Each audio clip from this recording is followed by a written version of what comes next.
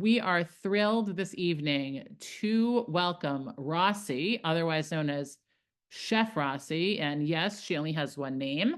She has been a writer for many publications, the Daily News, the New York Post, Time Out New York, and easy for me to say, McSweeney's, to name a few. She's been the food writer of the Eat Me column for Bust magazine since 1998. She hosts her own hit radio show in Cape Cod, now in its 20th season. She's been featured in the Food Network and NPR, and she's been a popular blogger for the Huffington Post.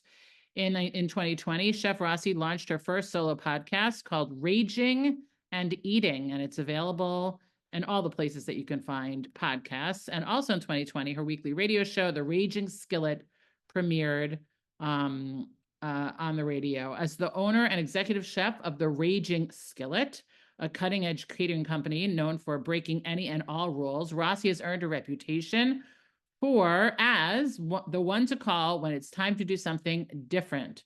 The Raging Skillet has been called a new breed of rebel anti-caterer by the New York Times, the wildest thing this side of the Mason-Dixon line by Zagat, and has been named among the Knot's best of wedding caterers of New York City, 14 years running. And the Raging Skillet is now in the Knot Hall of Fame. I'm sure that's a very impressive, incredible thing. On November of 2015, Rossi's first memoir, called The Raging Skillet, The True Life Story of Chef Rossi, was published from the feminist press to rave reviews, and it was adapted for the stage in 2017. It's been a sold-out smash hit in theaters across the country. And in New York, the off-Broadway production starred Judy Gold, my sister from another mister, I like to say, because she is also 6'2", like me, nice and tall.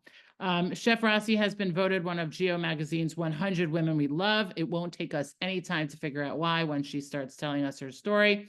It takes just a little imagination, a lot of chutzpah to open mind, says Rossi, and a killer barbecue sauce. So to finish things off, the reason that we get to hear her tonight is because she has another book out. It's her second memoir, and it's called The Punk Rock Queen of the Jews. And it was published this past April in 2024. The Book Life Review said, Rossi owns her punk rockness, queerness, and Jewishness. This blistering story never lets the reader let their guard down. And so it is my pleasure and my privilege and a little bit thrilling to welcome Rossi here. Rossi, we're so happy to see you, and we're looking forward to hearing more about you, your story, and your book. Oh, beautiful. Thank you so much. That was a beautiful introduction. That's like a Saturday Night Live episode, right? No one knows how to use Zoom. You remember when COVID came out and suddenly everyone had to start using Zoom and we didn't know what the hell it was? Saturday Night Live did a spoof where people are like talking and they had to be muted. And then one person went to the bathroom and they're like, no, don't go to the bathroom. We could see you. And anyway, all that. So yes, I'm Rossi, better known as Chef Rossi. That was not the name I grew up with, which I suppose is not a surprise. I grew up as Slava Davida Shana Bas Chana Rachel, which is, maybe not a bad name, except I only heard it ever screamed up the stairs when I was in trouble, which was all the time.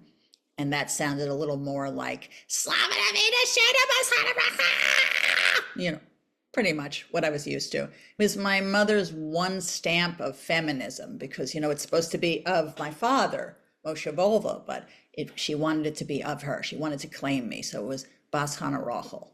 So I grew up, I guess, what you might call lowly Orthodox.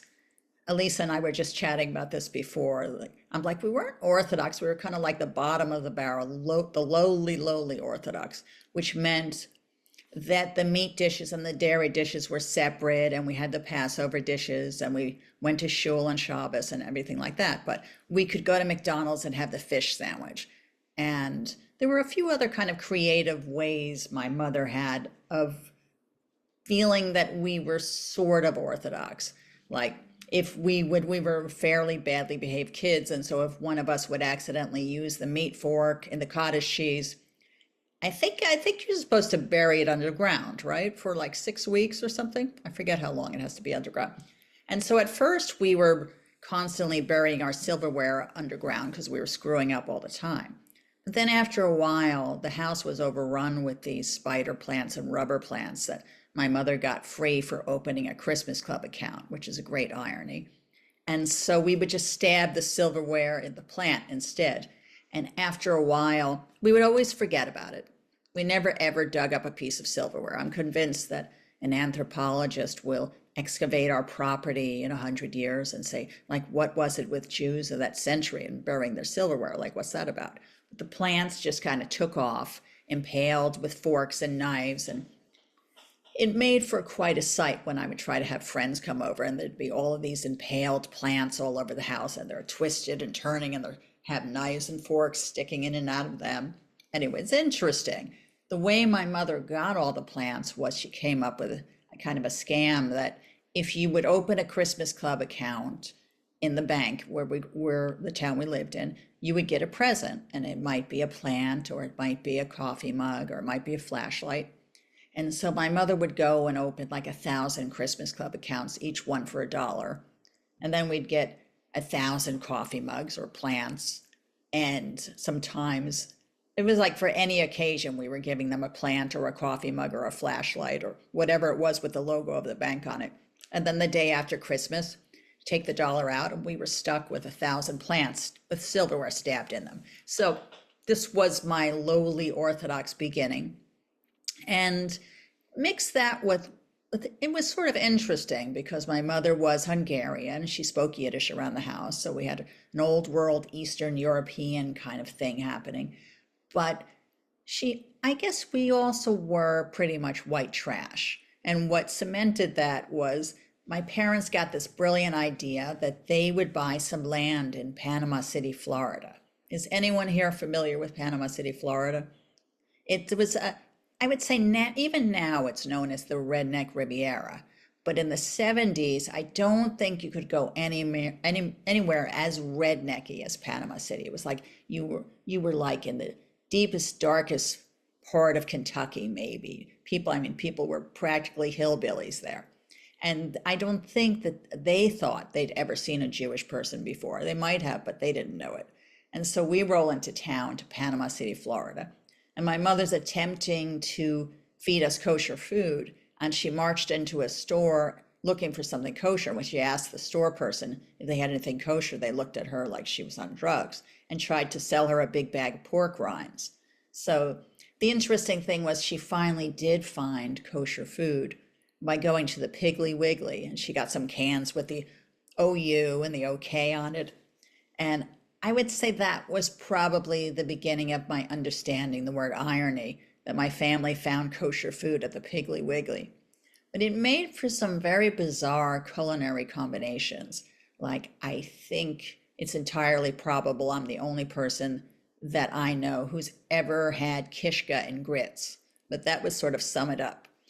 So there we are, dragged to Panama City. Now, we were living on the Jersey Shore, and it was pretty great in the summer to live on the Jersey Shore. I felt it kind of stunk on ice, as we say, the rest of the year, but the summer was kind of the time to be there, except that my parents would drag us to Panama City, Florida for the summer, because the property they bought had 4 bungalows on it, and there was always one bungalow unrented, and because who the hell wanted to be there for the summer anyway?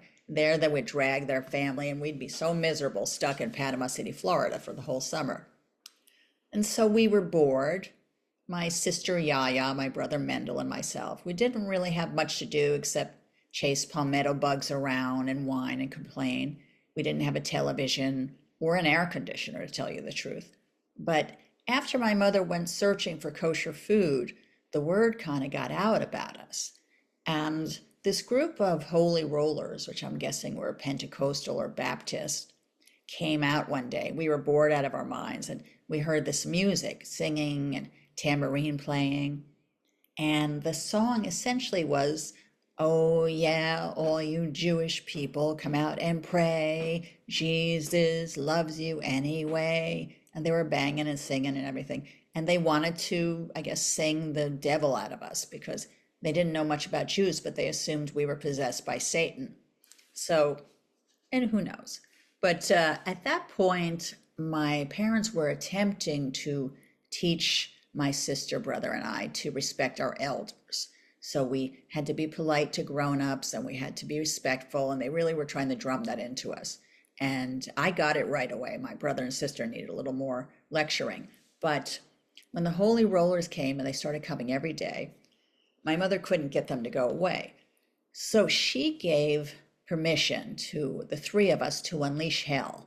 When the holy rollers would come, we could do whatever we wanted. We weren't allowed to curse or hurt them, or hurt ourselves, but pretty much anything other than that was open season. So we would write bizarre plays and perform them like demented creatures, and we would very often expel bodily functions, gaseous ones, in their direction. I mean, anything that a little kid would love to do to torment a grown-up, we got to do. So it became the joy of our summer. Except unfortunately, one day, my mother picked up the backed up water under the sink and decided to come out and throw it at them and say, "You can't convert me because I'm a crazy lady." And they were thoroughly convinced, and they never came back. We had just seen a cowboy and Indian movie where someone couldn't be scalped because they were mentally ill, and the Indians didn't want the bad energy. So I guess the holy rollers didn't anyway. So that was the end of our entertainment. And that was kind of my weirdo childhood, which comes to play a lot, this combination of Eastern European food, Hungarian goulash mixed with white trash. I play with it all the time in my catering company today. But in any case, as the years went on, I started realizing that I just wasn't going to be this nice Jewish girl of the 1940s that my parents wanted me to be. My mother only wanted me to have Jewish friends, and she wanted me to button my top button and to be a good little Jewish girl. And this was the 70s, and I more likely wanted to be an artist. I'd already fallen in love with the idea of becoming the next Andy Warhol, only maybe with a vagina, although that could be redundant. I'm not sure about that. But in any case, I was starting to bounce to my own drum. And I think probably what set it off was this prayer that had gotten drummed into us from the moment we could speak. My mother had a prayer that we had to say before we could go to sleep. It was modeled after the Pledge of Allegiance. And it went, "I pledge allegiance to the Torah and to the Jewish people. I promise to live a nice Jewish life and marry a nice Jewish boy," except my brother Mendel, marry a nice Jewish girl. And there was no going to sleep without it. Every night we had to say the prayer. I couldn't even consider going to sleep without the prayer. But then after a while, I would go to sleep and try to imagine what my future Jewish husband might look like. I tried to ponder him. I'd, kind of put my face in the pillows, trying to imagine what he might look like. And every night I tried, I could not conjure him, no matter how hard I tried. And at that time, I was a big comic book collector. In particular, comic books of the 1960s were my jam. And I had a big Wonder Woman collection. I loved her because she was powerful, and I loved the idea of women being powerful. So one night when I was trying to conjure up my future Jewish husband, the image of Wonder Woman came to me. And I sensed there was something wrong with that, but from that point on, whenever I tried to imagine my future Jewish husband, it was always Wonder Woman. And that was probably the moment in my life when I took, let's say, a dramatic left turn. Like, not only did I know that I wasn't going to be this conforming 1940s little Jewish girl my mother wanted, but I was pretty certain she would not have liked the fact that I was secretly married to Wonder Woman. And so that was the point when I probably started getting into punk rock, letting my art come out, exploring myself a little bit. And I didn't even know things yet about being heterosexual or not or anything like that. I just knew there was something a little naughty about being married to Wonder Woman. And also, I don't think Wonder Woman was Jewish, although the woman who plays her now is Jewish, so that might have been okay. And so I joined a theater group, which I think saved my life. The first production that they put on was a new wave production of the Cinderella story, where they were doing the Cinderella story to the music of David Bowie and the B-52s. And I met my first gay people. There were a man kissing another man, a woman kissing another woman. It was just seemed like every kind of person was allowed and welcome. And theater, I always said, changed my life. And so then I really started to find where I was supposed to be in life. I started to feel like I found my jam. But I realized I was just never going to be happy in this very repressive home that I had with my family. So I had the idea that I would double my classes and graduate high school a year early, which I did. The high school modeled itself after a college BA program. So when I had my 128 credits, I was able to graduate in 3 years.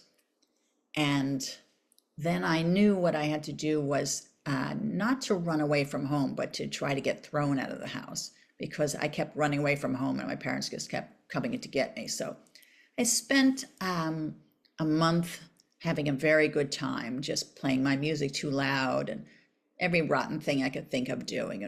But nothing got me thrown out. No matter how loud I played Pat Benatar, no matter how much screaming, I could not get thrown out of the house. I was grounded for maybe 50 or 60 years, but couldn't get thrown out of the house. I know a lot of you are parents and you're horrified hearing this. And if I was a parent, I would be too.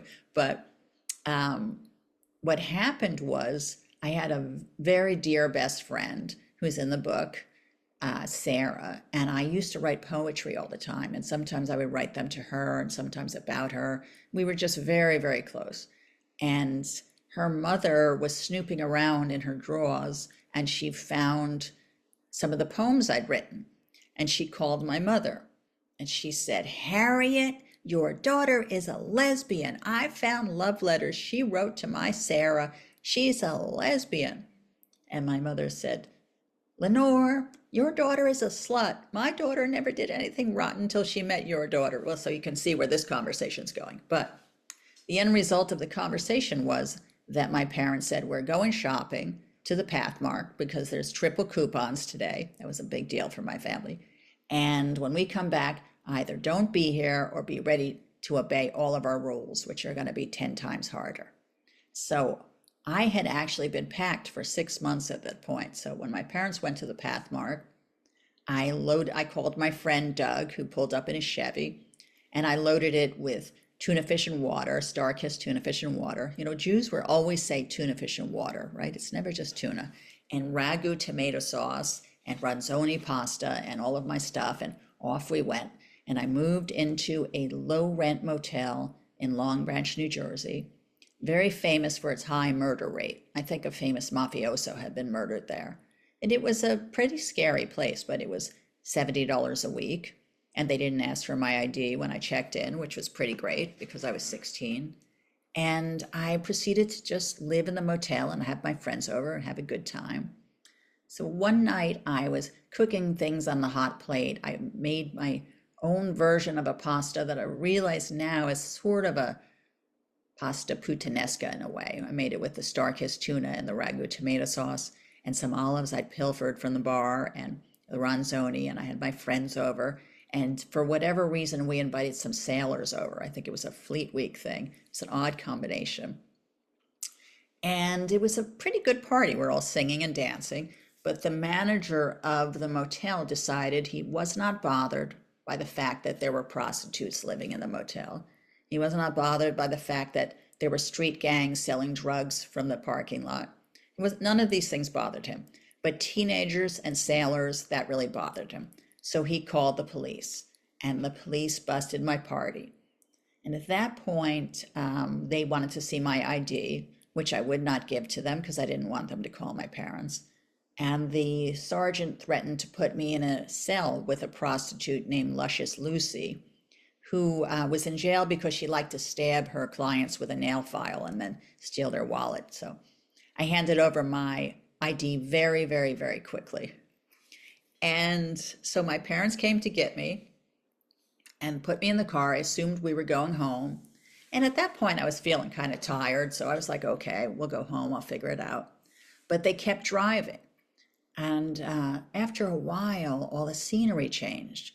We went past the trees and the flowers of New Jersey and the little bits of sand that I could see. And there were always so many pretty colors in Jersey. And it seemed like all the colors disappeared. It was like the Wizard of Oz, you know, how you go from black and white to color, but in reverse. Like went to this area where I didn't see any color.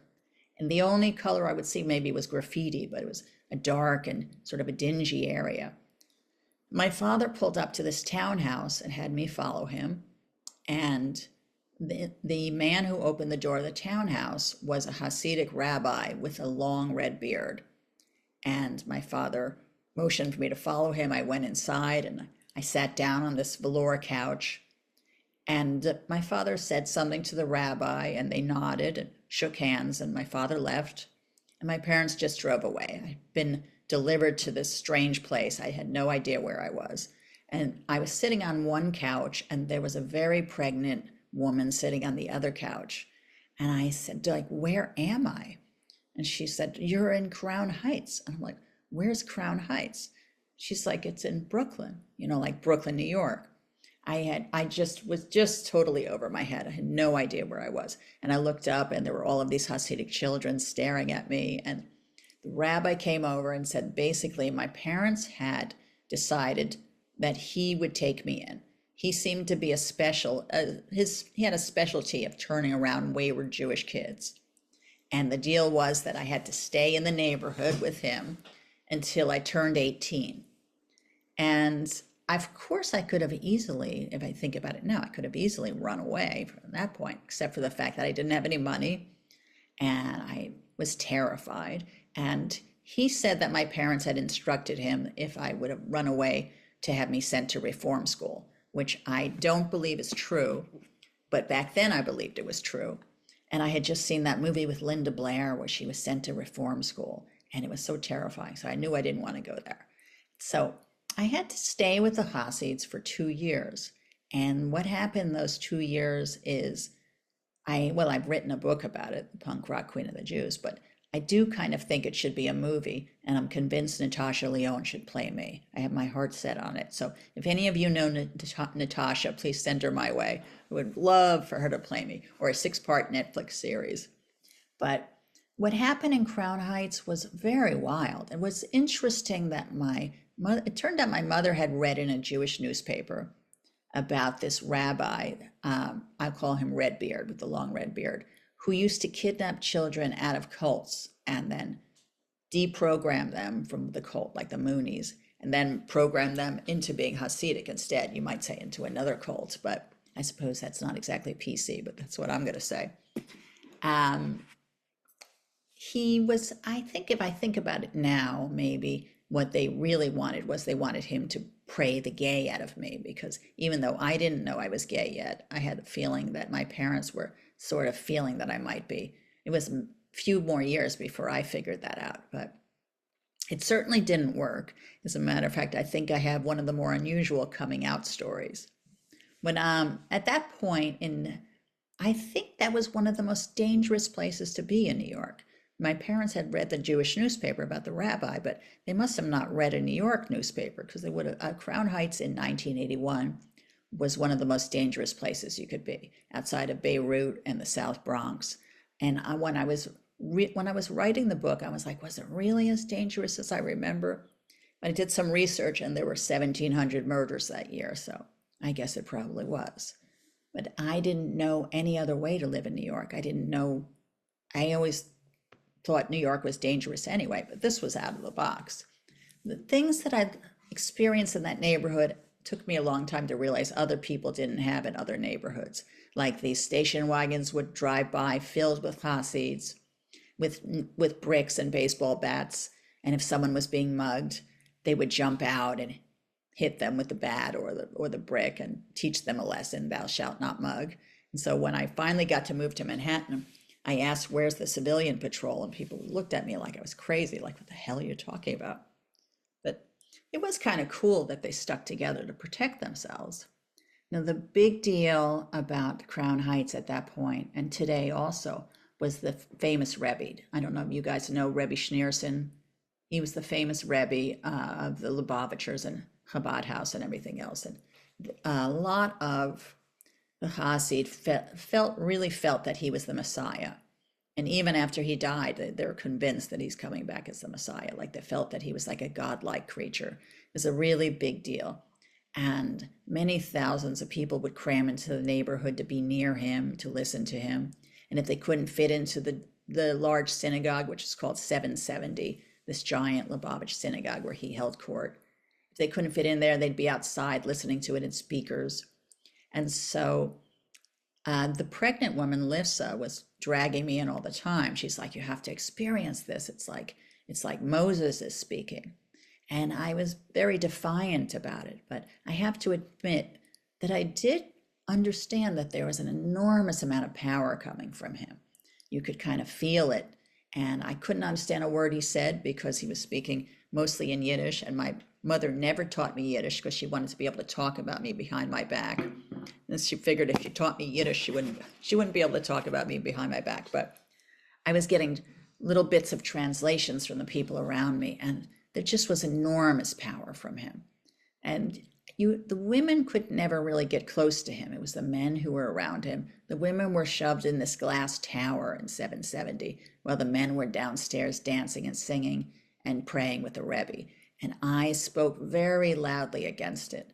I said, if this man is so holy, why does he want 1,000 women crammed into this tower where we can't breathe and we're passing out from the heat? He would want us singing and dancing below. I was trying to bring some feminism into the synagogue, but it wasn't working that well. Eventually, or maybe it was working that well, because he decided to have a special, what's called a Verbrennen, a gathering, just for the women, where the women got to be down in the open air with the fans, where the men always were. So maybe he had psychically heard me, I don't know. And the women got to be blessed by him. And I lined up to get blessed by the Rebbe. And there were 700 women before me. So I was getting a little bit hungry by the time I got there. So I got all the way to the Rebbe, and I realized I had not asked, what do you say? What do you call a prophet? So I just went, hey, Rebbe, how you doing? I don't know what else to say. So he started laughing. He gave me a shot of wine, which I also didn't know what to do with. And then he started laughing, and all the 700 women were screaming, drink it. So I shot it down. And then I wasn't quite sure what else to say. I just said, thanks, Rebbe. So everyone was laughing. I guess none of that was like a normal way to talk to him. But when I got into the street, I became a sort of Crown Heights celebrity. And I found out later that of all the women who lined up, they were all given some brown cake or something. And the only one who got the shot of wine was me. But I thought, there I am with pink streaks in my hair left over from the Jersey Shore, and being a punk rocker. Surely he figured I needed a drink. He just was like not having it. So I've had some interesting things that happen in Crown Heights. And it does there were also some very terrifying things. I don't want to make it sound like it was all sweet and honey. There were wonderful things and really terrifying things. It took me a really long time to write about it, probably because I kept hearing my mother's voice every time I sat down to write about it. Don't do it if it's bad for the Jews. Don't say it if it's bad for the Jews. Don't write it if it's bad for the Jews. I had to wrap so much love in my heart that when I sat down to write about it, that I felt people would read it and think, wow, she met some horrible people and some wonderful people, but it wouldn't make anyone say Jews are like that. She just happened to meet some horrible people and some wonderful people. It took me many years and some therapy and a lot of love to get there, but I got there. So where I am today it's kind of interesting. I would not have thought that I was going to become a chef, although I was really enjoying cooking these bizarre white trash meals out on the hot plate. I actually started out as a bartender. When I finally did escape Crown Heights, I thought I'd better do something I know a lot about, and I knew a lot about going to bars. But I was one of those bartenders that people just wanted to hang out with forever. And afterwards, the kitchen would close and I'd be stuck with 30 or 40 drunks. So I started making them things to eat, and that was how it began to percolate. But my experience in Crown Heights set me up, I guess, to be a perfect caterer, because no matter how hard anything I've ever done, I've cooked for 10,000 people, I've had all sorts of very difficult things. Nothing has ever been as hard as surviving Crown Heights in 1981. Being like a nice little punk rocker from the Jersey Shore, being thrown into that mix was pretty hard to survive. And I was also blessed with meeting some wonderful people that I'd love to see again who helped me survive. So That's essentially my story. It's, you might say it's a coming out story because I certainly came out during the book, and coming out as a woman, coming out realizing that I am gay and that there's nothing wrong with it. But more than anything, it's my own pilgrimage to find my own Jewish. Because when I finally did escape Crown Heights, I felt really a lot of hatred towards the experience and the hypocritical people I had met and the bad people I'd met. And it took me a long time to find my own way back. And it took going to Congregation Beth Simchat Torah in New York, which is the world's largest gay synagogue. And the services was led by a female rabbi, which I loved because I've always been a feminist.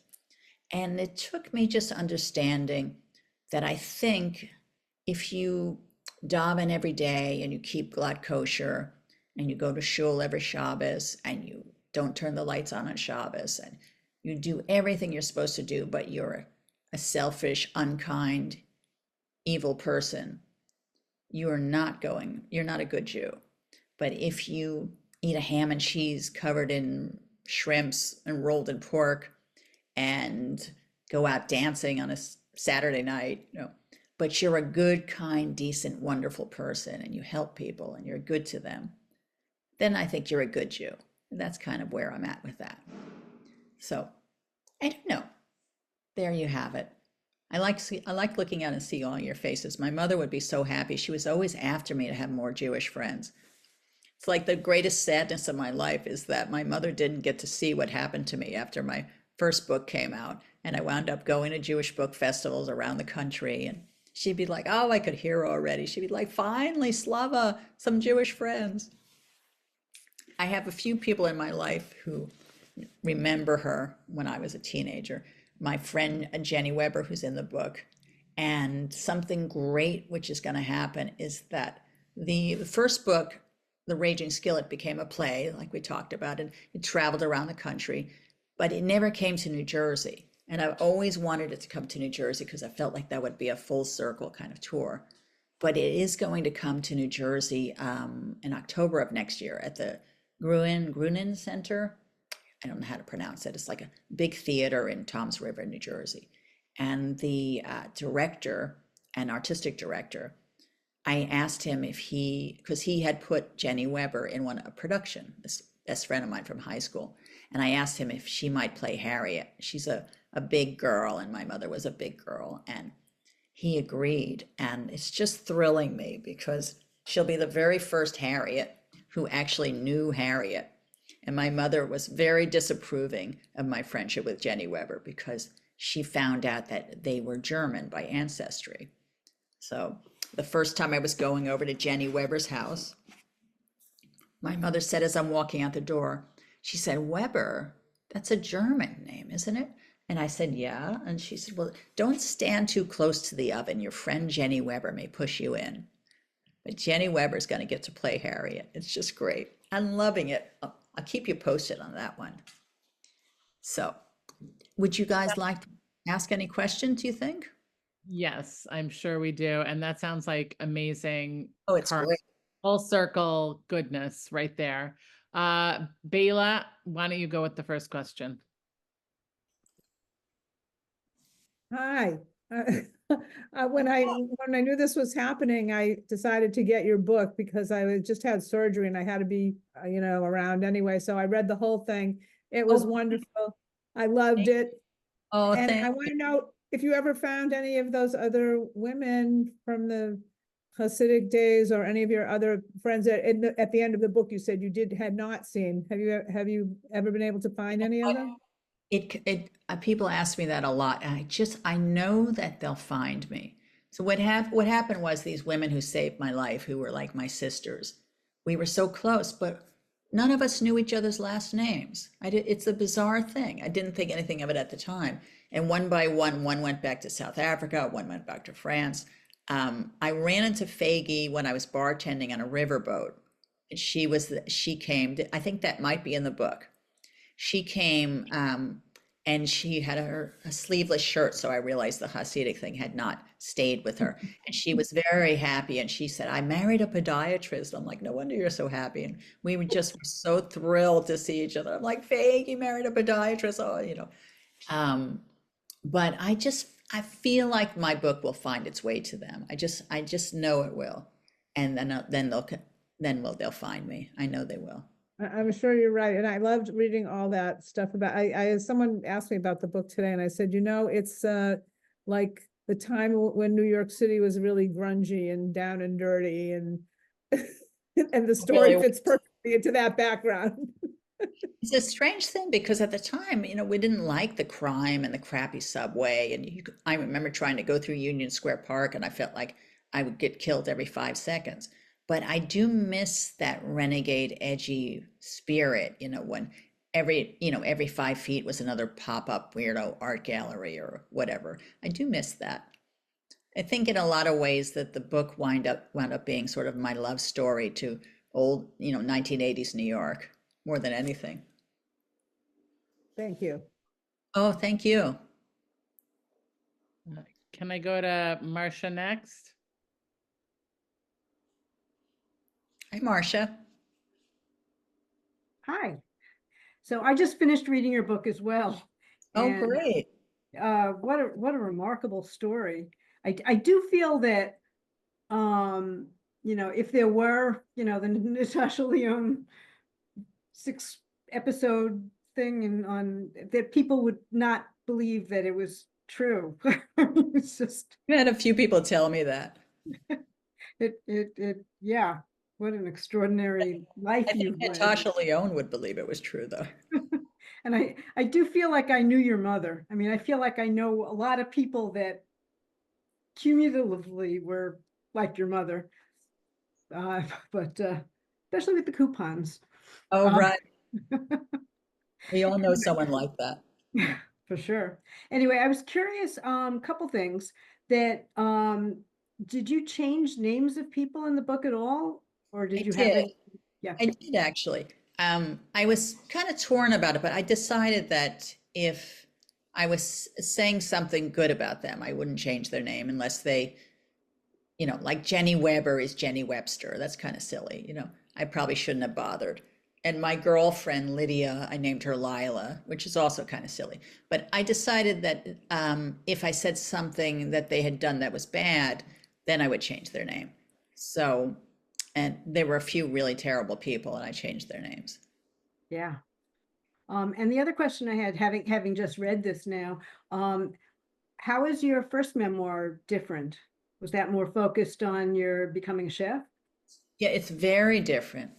I think they're very different animals. My first memoir, I don't want to put it down because I think it's kind of a beautiful book and people are still loving it. And I reread it a few years ago and I kind of loved it. And I would just say it's sort of a PG rated book that a 12-year-old or an 82-year-old could read, but you certainly could give to your grandchildren if they're 10 or 11 or 12, and that's okay. Um, and it made a great play, and it really is the whole journey of how I became Chef Rossi, and it's kind of my own what Anthony Bourdain was probably trying to do in Kitchen Confidential, but in a much funnier, kookier way. I think it's a really fun-loving book. The Punk Rock Queen of the Jews, I would definitely not say is PG rated. That's more of an R-rated book that I don't think a 12-year-old should read, but maybe a 16-year-old. And it was a very painful book to write. It's very revealing with all kinds of things I never thought that I would put down and write about before. But I think it almost needed the Raging Skillet first, like that sort of uncorked me. And then this much deeper, more profound book came out. So I don't want to say it's a better book, but I would say that it's a deeper, more profound book. They say if you're not mortified after you write something, then it's not good. So I was thoroughly mortified. Does sound like you were working through things as you Yeah. were writing them. Yes, I definitely was. Wow. Yeah, I recommend it very highly to everybody who hasn't read it yet. Thank you so much. Could you speak a little bit more about your time living in the Orthodox community and what that was like for you? Oh, sure. I don't, who was it who just asked me that? I'm looking to see whose mouth was moving. It's Rabbi Mendelsohn. Oh, where are you? I don't see you. I don't know, but I'm here. Oh, I believe you're here. But Amazing. um, what my time was like living with the Hasids? Yeah, like what was it like for you in terms of, because you didn't talk about, you kind of skimmed over it, I'm sure because you want us to read it in the book, and we will, but could you just like give us a little more about what that was like? And So there were days in the beginning, it was a combination of being in shock and terror, of just being deposited there with no warning. I'm like having a good time in New Jersey, and bam, I'm deposited like an alien to another planet. And then after finally breaking out and getting free and having a taste of true rebellious freedom, to be in this school where I'm forced to cover myself from the collarbone down and cover my elbows and cover my knees, and I'm being told how to be sneot, to be modest, that I'm not allowed to sing in front of a man, I'm not allowed to touch a man, not that I wanted to, clearly, but I can't dance in front of men, that the woman's place is kind of in the home having babies, and I'm expected to marry a man who I may not love and may not even know, and have as many children as I possibly can. And I'm constantly meeting young women who are in their 20s and having 10, 11, 12 kids, and they just look exhausted. They're 26 years old, they look exhausted. Just the whole thing was so terrible to me. My feminism was raging. I mean, I also met a lot of women who were happy. They liked it like that. They're like, I'm happy. I got my family and my millions of kids. I can't say every Hasidic woman is not happy, but my feminism was having a lot of trouble with handling that. And I felt very unsafe in the neighborhood too, because aside from the fact that it was surrounded by so much crime, a lot of the same men who would pretend I was invisible in the daytime would bang on my door at night trying to have sex with me. They wanted to come into my apartment and rape me and something else. These are rabbis with beards and hats. And I had a young friend who I was very close with, a very cute gay boy, who told me he'd never been so sexually harassed in his life. He could go to Christopher Street and not be nearly as harassed as he was in Crown Heights, that Hasidic men were banging on his door all day and all night trying to come in and have sex with him. So there's a lot of stuff like that happening. And I was very vocal about how much I raged against the hypocrisy. And it's something that's always bothered me. It's just like someone's going to say that they're better than me because they have a beard and they have a hat and their wife has a shadel on, and yet at 11 o'clock at night they're banging on my door to have sex with me. It just made me lose my mind. So it was not easy. But on the other note, having these wonderful women that I bonded with, and we all had our dreams and our hopes, and they really just wanted to be closer to God and be more spiritual. And I have to say that the Rebbe really was something. I mean, as much as I'm raging against my experience there, he really, really had it. I think that if he'd been alive 6,000 years earlier, he would have been in the Bible. He was a profoundly powerful man. And I really did feel when he looked into my eyes that he knew everything about me. And sometimes when I would come to his service, I felt that we would make eye contact, even with thousands of people between us and me being up in a glass tower and him being down in the open air. But he was just a powerful creature. So I think if we were around 6,000 years ago, we met Moses, or who would you say, who's your favorite prophet? Just off the top of your head, just pick a prophet. But I'm going to pick Moses, kind of like it. But probably he would have had that kind of power that the Rebbe did. He's really, really powerful creature. And that is something I'll probably talk about forever. I have a family that is very religious. My nieces are with the shadel, and they pretty much look Hasidic, but they're not Hasidic. I guess they're ultra Orthodox. And to them, the fact that I met the Rebbe and that he gave me wine to drink, like basically, I might as well have gotten a Grammy award. I'm like a rock star to them just for that one thing. It's pretty cool. That's amazing. Those are one of your siblings' kids? My brother was funny that my brother was always trying to make to impress my mother. So he moved to the Jewish section of Los Angeles, Pico Robertson section, and he married an Israeli woman, and they decided to get more religious, and they put their kids in yeshiva, and the kids were getting more religious, and the next thing you know, my brother has the beard and the hat, and his wife has the shadel, and the kids all are covered in sneot and the whole thing. And the girls now are grown up and they have kids of their own, and they stayed very religious.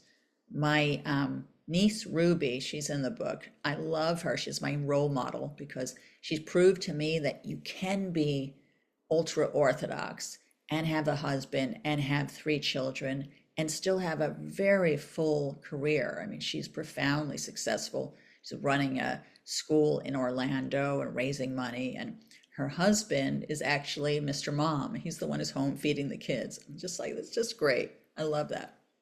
So I've told her she's changing my attitude. She's my new role model. Wow, that's fantastic. Pretty cool.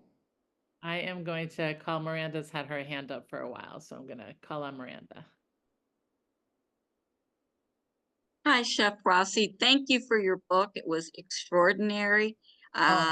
Just loved it. Can't wait to read the next one. And I have many comments, but I'll try to narrow it down. What struck me through a lot of the book was how kind certain people were to you, who really helped you. And this is a true story, and it just kind of gives me a lot of hope.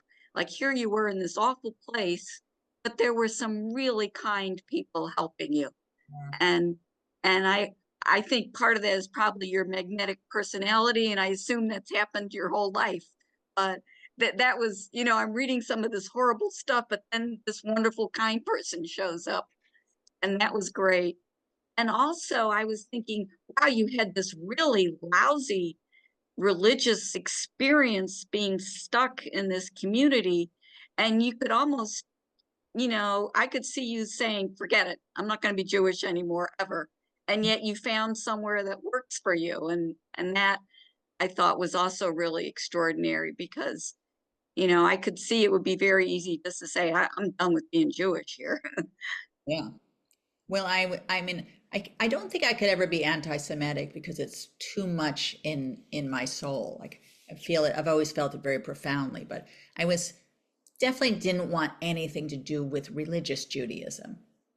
For years, I felt angry, and it took a long time to kind of come back in my own way. And I would say friends of mine took me to the Javits Center on Yom Kippur some years ago, and I'd never seen anything like it. The congregation Beth Simchat Torah that I mentioned, they had so many people who would come out for Yom Kippur services, 5,000 or 6,000 people, that they would rent out the Javits Center. I mean, it was crazy. And so I went and I saw a woman rabbi leading the service who was a lesbian. I was just like, oh my God, I just didn't think any of these things were possible. And there was beautiful singing, and there were every kind of color people, Black people and Asian people and white people and women and men and plenty of everything. You could be gay, straight, anything. It didn't matter what you were, what color your skin was. Everything was so great and so okay. And that kind of brought me back. And then I just kept coming back and finding my own way. I think maybe the moment that made me feel full circle with my Judaism probably was September 11th, which, and that's in the book as well. But when I wound up being on ground zero during Rosh Hashanah, that was my full circle moment. And having Rosh Hashanah services in front of the wrecks of the towers, I just felt that every single thing I'd ever done in my life had taken me to that point. So now I feel I've always felt proud to be Jewish, but just very angry and upset for some years after Crown Heights. So I'm glad to be back. And it is a large part of my identity. I think I can't imagine doing business with anyone who was anti-Semitic, because that's every other word out of my mouth is kishka or kvetch or oiveh or chazarai. Just what can you say? But I will say that since October 7th, however loud I was about being Jewish has gotten 1,000 times louder. I feel like it's my duty to be extremely loud about being Jewish. If the world wants to be anti-Semitic and wants to muffle us, I'm just going to be all the louder. So I'm very grateful for being Jewish. It took me a long time to get there.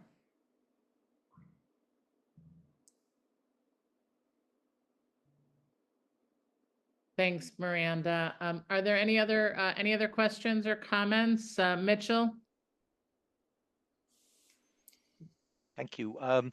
Thank you, Chef Rossi, for writing your memoirs and for this talk. And I actually had a cooking question for you. I'm wondering if you could share with us a dish that you're particularly proud of inventing or tweaking, or that you really feel represents you these days, that you like cooking for friends, perhaps. So what could you tell us about your cooking?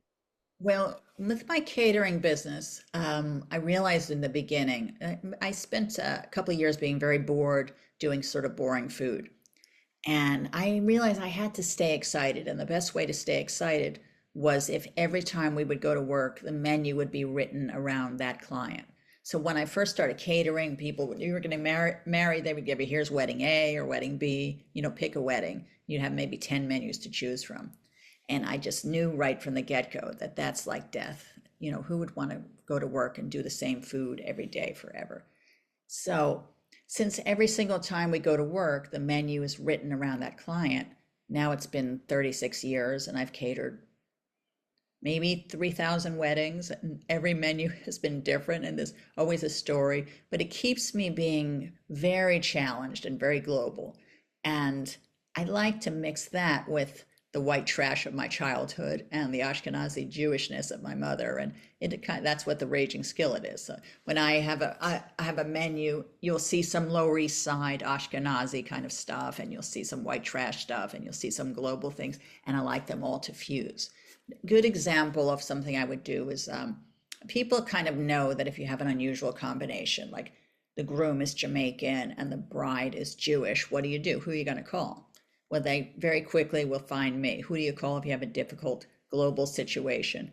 So in this case, I said, okay, Jamaican groom, Jewish bride, that's easy. So I did jerk chicken on latkes. It was great, it was perfect. But I also get people who have questions, like I have one coming up where two men getting married, one's Italian, one is Mexican, and the Mexican one wants Latin food, the Italian one wants Italian food. They're trying to figure out what can they do. So for them, I'm doing a Cuban Caesar, where it's like a Caesar salad, but with manchego and plantain crisps instead of croutons, shaved manchego and the fried plantains, and some saffron and cumin and coriander in the Caesar dressing. And it's just kind of fun to play with it. Left on my own, probably let me cook white trash and I'm happy. Like I'll do an all-day Pepsi brisket or my deep dish white trash mac and cheese. And I do think it's great to elevate the lowbrow. That's probably what I'm most famous for. So I'll give you an example of that. If you have like a sushi quality center cut tuna, that's sort of like a godly thing. You want to elevate it with like a flawless tuna tartare that you're not doing too much to the tuna. You don't want to over season it. You want to just let it be. So I do a beautiful tuna tartare with a little bit of wasabi in the dressing, which is just a little bit of kick, but it's a beautiful tuna tartare. So you think this is something to elevate, but what I like to do is serve it on a Ruffles potato chip. So I just love that. Or I'll take mac and cheese and I'll serve it in a crystal martini glass with some, the garnish being either Pepperidge Farm goldfish or Cheetos. That's a very typical thing I might do. Oh, was I supposed to give you a recipe? I don't know. I think that was fine. Thank you very much. Okay, because I'll give you a recipe too.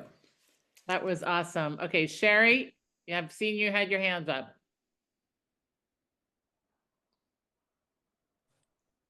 Hi, Sherry. Hi, I have two questions for you. One, how did your parents know to send you to this place, to Crown Heights? I mean, who is their contact? And the other question is, I lived in Brooklyn, and I'm trying to figure out exactly where Crown Heights is. Okay. Well, so Crown Heights, it basically, you know where Eastern Parkway is? Yes. So Eastern Parkway and Kingston Avenue, that was the epicenter, like 770, the giant Rebbe Shul, that was pretty much on Kingston Avenue and Eastern Parkway. And so I guess it sort of started maybe from Nostrand Avenue. Then you wouldn't go as far as Utica, but it seemed to be like a 10 block by 10 block sort of area, but it might have been a little larger, or at least the Hasidic area was. Um, when we were growing up, we would go to Ocean Parkway, which wasn't as dangerous, but Crown Heights was very dangerous, especially if you were within the Hasids, you were sort of safe. But if you would go a few blocks in any direction, you could get murdered in broad daylight. It was kind of crazy. I lived in Brooklyn. I felt very safe. I lived on Avenue Z and East 13th Street. Was that Midwood?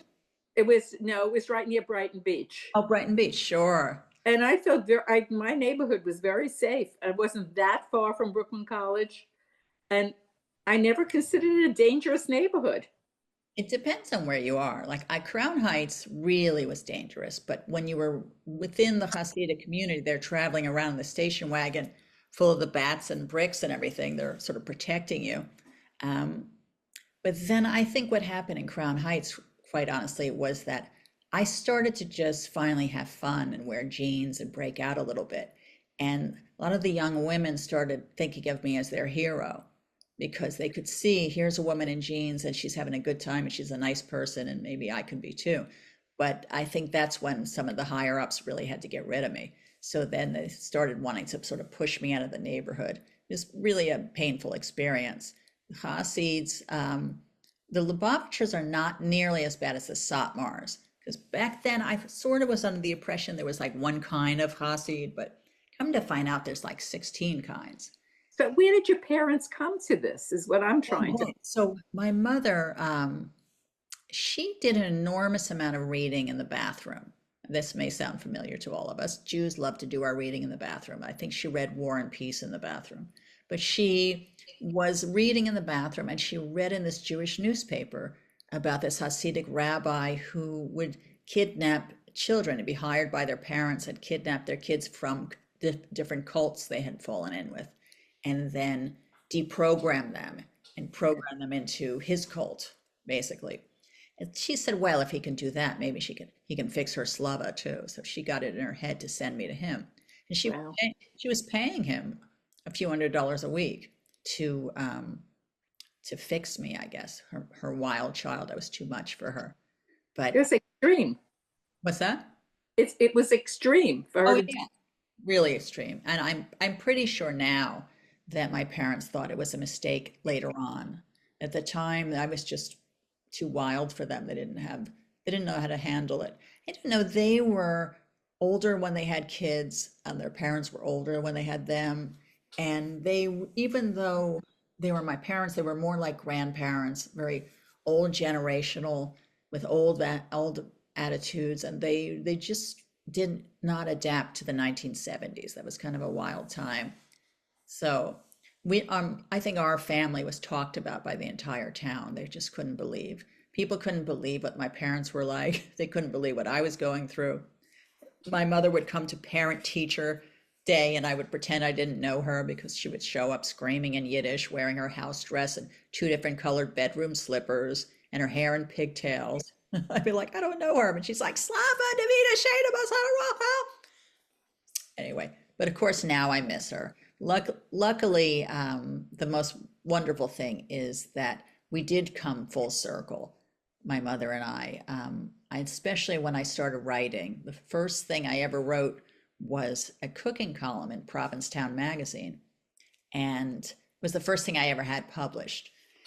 And I decided to write about how we had all this great old-fashioned Hungarian food that just disappeared the moment my mother got her first microwave. That was the end of cooking. And so we were all just bored having astronaut food. And that's when I started to sneak into the kitchen and cook.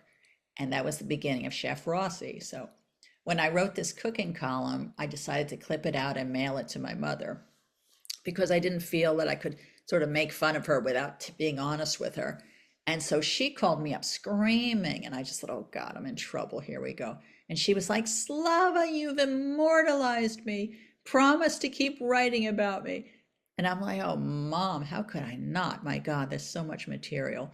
But I think about that all the time. And she made 100 copies and she mailed them to every friend and every relative and every acquaintance she'd made in the last God knows how many decades. And here's this cousin she hadn't talked to in 20 years. Look what my Slava did. She was so thrilled and happy. So it's been kind of a wonderful full circle. And with my father as well. But it did take a long time to get there. I think that gives us a lot of us hope because, you know, so many of, I mean, that's the other part of the story, right? Is the relationship that you have, like this, it's not just about you as a chef. It's not just about you and everything, you know, in Crown Heights. It's also about that family of origin story that all of us struggle with, and sharing that is a gift in itself for so many people, to kind of, because even though our stories are also different in so many ways, we can see ourselves through you in the struggles that we've had with our own family, and know that we're not alone. No, And you're definitely not alone. yeah, and that's such an incredible gift, and to write it in what we've now heard from 2 people in this group as a page turner is also pretty awesome. So we're so grateful, Rossi, that you made the time to meet with us tonight and to tell us some of your story and your incredible story, and to just share yourself with us. I think a lot of us are hoping to end up at a Rossi catered wedding at some point in our lives. Bar mitzvah. Or a bar mitzvah, you never know. And I just want to remind everybody that the name of the book is The Punk Rock Queen of the Jews.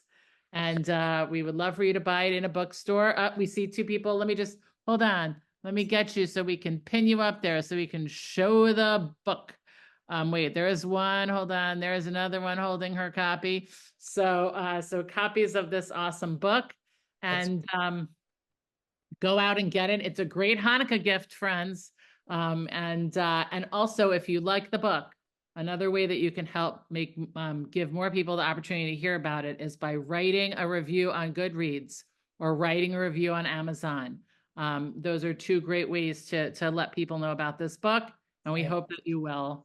So again, thank you so much, Rossi, for being with us, friends. We like a round of applause. I want to just, you know, if you, let me see if I can show you the whole, make sure everyone gets to see the whole group, so that you can see that you're getting hold your applause so that you can, oh, now you can applaud. Yes, there we go. So, and thanks everyone for coming, and we look forward to seeing you again soon.